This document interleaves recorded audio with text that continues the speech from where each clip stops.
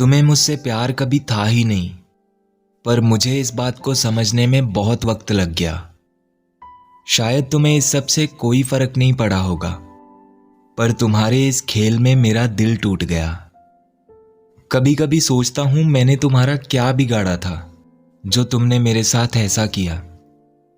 मैंने तो कभी कोई कमी नहीं आने दी अपने प्यार में, फिर तुमने मुझसे किस बात का बदला लिया।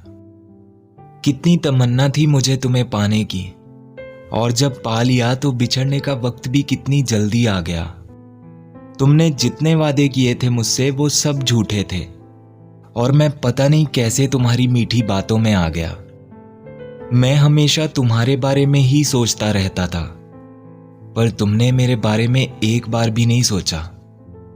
कितनी आसानी से मुझसे दूर जाने का फैसला कर लिया तुमने, पर तुमने ये कभी नहीं सोचा कि तुम्हारे बाद मेरा क्या होगा। तुम्हारे बाद मैंने कितनी मुश्किल से संभाला है खुद को, पर काश तुम्हें इस बात का एहसास होता। तुमसे मिलने के बाद मैं कितना खुश था मैं बता नहीं सकता, लेकिन अब सोचता हूं कि काश मैं तुमसे कभी मिला ही नहीं होता।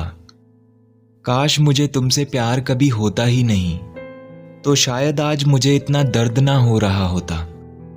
अगर मैं भी तुमसे दिल नहीं लगाता तो शायद आज मैं इतना अकेला नहीं होता।